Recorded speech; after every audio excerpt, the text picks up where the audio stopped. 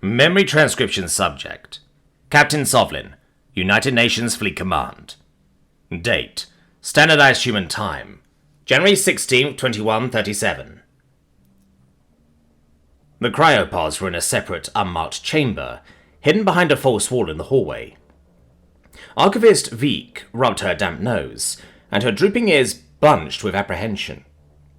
That Fossil seemed more nervous than when the Terran soldiers busted down her door with guns. Perhaps she knew that soldier predators were civilized, informed and in control. I considered telling my companions that we should refrain from waking the captives until we had a plan to subdue them. However, the likelihood of offending my human friends deterred me from raising my concerns. Frost-lined glass covers were draped over the oval canisters, revealing placid-looking predators. I squinted for any sign of battle scars. Assessing each one's potential threat level would require knowledge of their killing experience. These were humans that de-sapientized their own kind, so how could we expect them to have the slightest concern for alien lifeforms, like Onzo and myself? The Yotl looked unafraid of these primitive Terrans, probably because he was a primitive himself. He didn't understand the critical shifts in Earthlings' morals and behavior over the years. I count a few dozen humans in stasis, more than the soldiers we have here. This could turn into a stampede or a rampage easily, or they'll have to gun down their ancient civilians. Tyler waved his barrel at Veek. Wake them up, unharmed, or so help me God, I'll kill you. Understood, the Fossil breathed. They're going to freak out. No shit! You kidnapped them and put them to sleep for 100 fucking years! We were trying to save your species. Why don't you worry about saving your own hide? Open the fucking pods, now! UN forces, I want every person to take a pod. Reassure these poor souls. Be clear and concise explaining what's going on and get them back to our ship. The Fossil archivist tapped away at a central control console, eyes glimmering with worry. Carlos and Samantha heeded Tyler's orders and each found a spot next to a pod. Onzo bounced up to a container of his own, inspecting it from every angle with blind enthusiasm. I stood frozen, nervous to be within grappling charge of an awoken beast. The Yotl noticed my failure to follow the orders, and gestured with his tail to an unguarded pod. Maybe I should sit this one out, I offered. I'm an alien. That might agitate them, and I don't really know how to handle humans, Samantha curled her lip. Get your ass over there. The least you could do is pretend to care about us, Sovlin. I do care about you, but I also know how humans from this time period conducted themselves. Is there a problem? Tyler swiveled around, and exasperation flashed in his icy eyes. We're the same species now as we were then. I don't expect people I serve alongside to see us as mindless predators. Yes, sir. Of course you're not. I'm just thinking of the Federation's dossier of your wars. I reviewed it with Russell when Marcel... Forgive me, I'm going. I ducked my head in sheepish fashion, and scurried within a capsule's proximity against my will. My heart rate ratcheted up, peering down at the snoozing predator. His arms were connected to wires and folded across his unmoving chest. This Terran seemed young, with unblemished skin that was more pale than Tyler's. His mane was a brown fringe that swept past his eyebrows. At least I hadn't gotten a particularly imposing specimen, but a Godget wasn't cut out to interact with these creatures. The fog on the glass cleared up, and offered an unrestricted look at the predator's face. The colour began to return to the ancient human skin, and his bluish lips morphed back to a healthy pink. Veek continued pressing buttons, and stepped away as every pod's lid unsealed.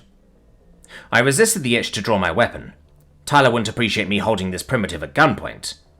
It was important to remember that these weren't the presentable Terrans I had come to love. These were lawless hunters who lived in a harsh society, with few amenities and no knowledge of alien life. The brown-haired human's chest showed signs of movement, which gradually gained stability. His eyelids twitched and his nostrils flared. I took an instinctive step backward, uncertain whether he tried to strangle me. My remaining spines were at full bristle. The sick feeling almost mirrored my first encounter with Marcel. The predator's binocular eyes snapped open, a startling amber hue, and panic flashed in them. He snapped outright in an uncanny motion. I barely muffled my scream. Every impulse in my brain wanted to plead for mercy. His pupils were trained on me, and he seemed equally frightened by my presence. My fear subsided to some degree, as the human shrank away from me. His breathing became panicked, and his hands wrapped around himself in a self-soothing gesture. The predator pressed against the back of the pod, hugging his legs to his chest. "Oh God!" The Terran's unusual eyes welled with tears, and his tone was rich with hyperventilation. Other waking specimens were showing signs of panic attacks, or blindly bursting from their pods. "Oh God! What the fuck?" Clear and concise. Tell him what's going on and pray this is a sapient that's capable of reasoning. Easy. My words caused his brow to furrow, and he cradled his skull in his hands. That must be his first time acquiring meaning from the translator implant, which the Farsul must have installed after his capture. "I'm here to rescue you. My name is Sovlin. Do you have a name?" "Hunter." "I'll protect her. His name is literally Hunter. He's a primitive predator exalting humans.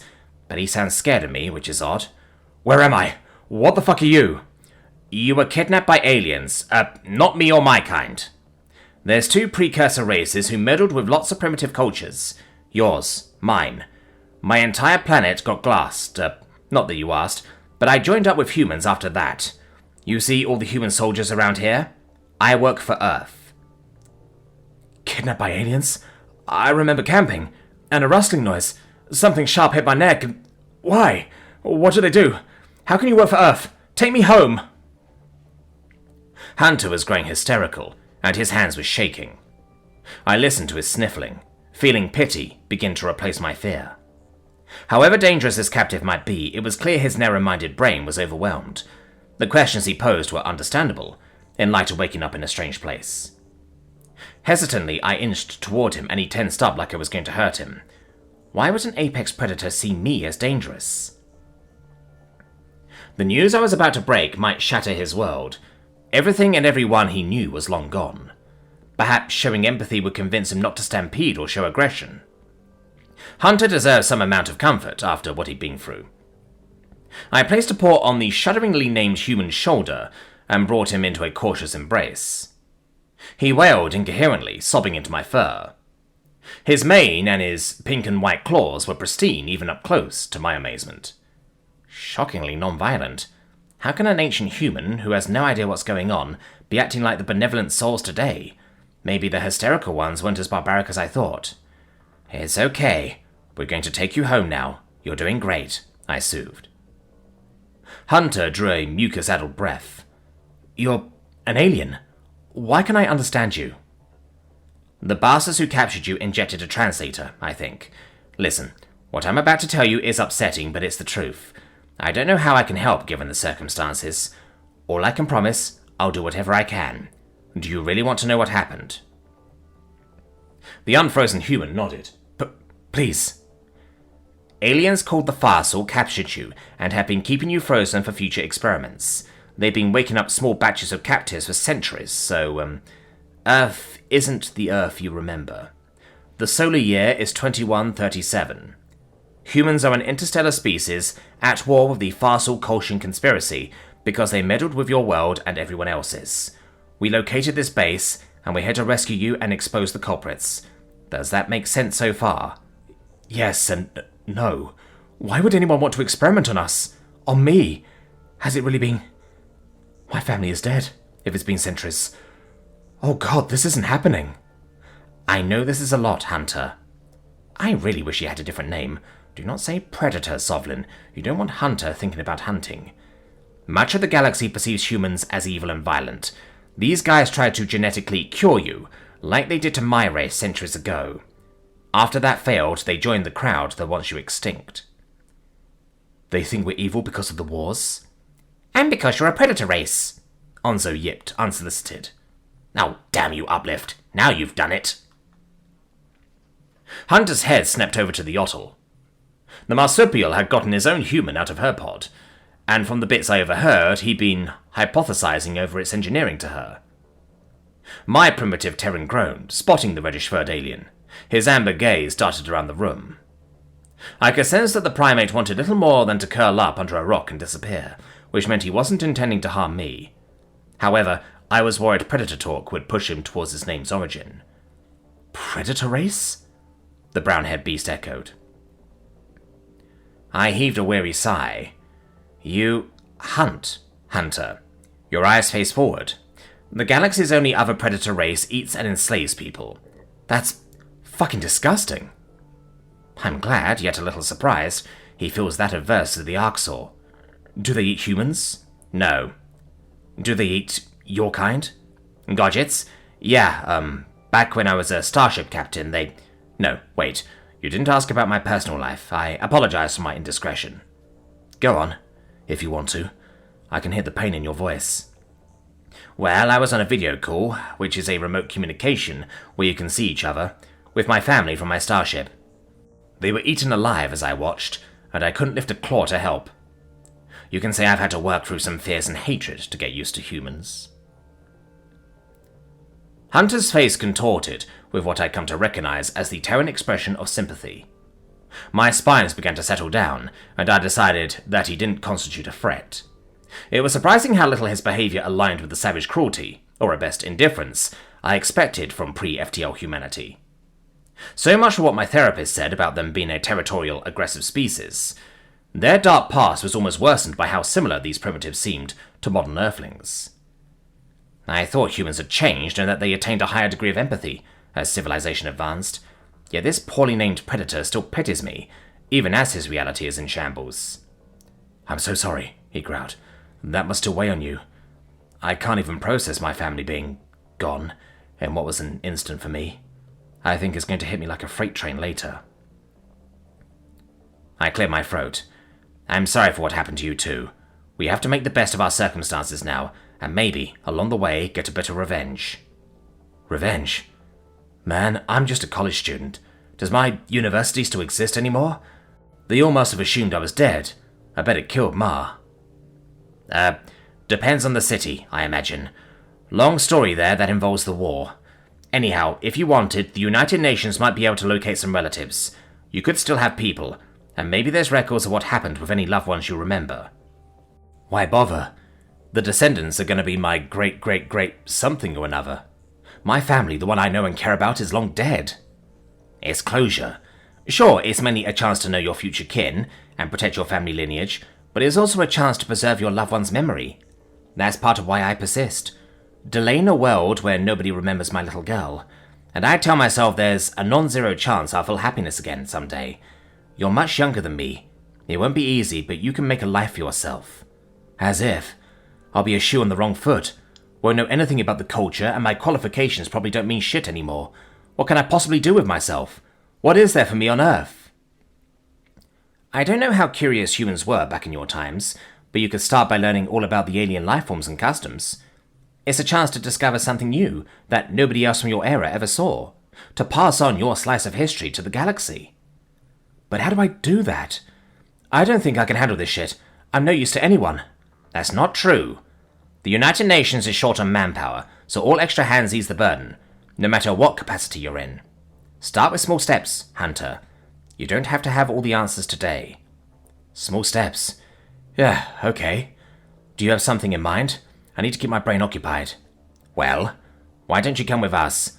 We're going to sweep the archives. You can help me out just by tagging along. I would like to know how these fossil fuckers changed the history of Godjic kind, but it also scares me a little.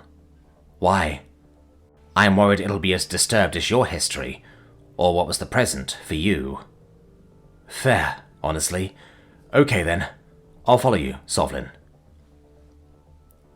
Most of the awakened humans were being taken back to the submarine to be tended to in relative safety. I could hear chatter over the radio as other groups of UN soldiers landed to aid a full sweep of the archives. The Terran military was also launching a communications buoy to ensure that UN command above Talsk received news of this debacle. If Hunter requested to accompany us, I didn't see why Tyler would object to it.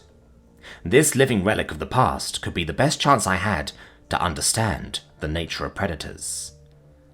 Maybe human nature is to toe the line between great beneficence and unfathomable depravity. The choice is theirs, yet unwritten in history, with far-reaching implications for all life. Onzo perked his ears up. I'm going with the group back to the ship, old man. Then, if I can choose my assignment, we're finding the Yottle room. It'd be wonderful to cleanse the Federation's influence from our culture for good. Okay, I hope you find what you need on that, but I won't be joining you. Assuming Tyler gives us the go-ahead, Hunter and I are looking into the Godge's past, I muttered. We're coming with you. Samantha had materialized behind me, a steely look in her forest green eyes. The biowarfare mask made her appear like a machine. Carlos and I have gone through hell with you. We're not going to let you decide you're a monster. Your therapist has enough of a headache with you already. Hunter pointed to her mask. Do I need one of those? Yeah, we'll fetch you one. You should be good for now. It doesn't sound like they inject the cure until they launch a new batch, Carlos chimed in. Before proceeding deeper into the archives, and prying beyond the scope of actions conducted against Earth, I needed authorization for my plan from my superior. Tyler could be asked to provide Hunter with proper gear. Knowing the blonde officer, he would permit the ancient Terran to tag along with me. Seeing all of humanity, past and present, as more than predators was exactly what he had asked. With the identity of every Federation species in the balance, it was our moral duty to unearth all of the Farsel's crimes against sapiens.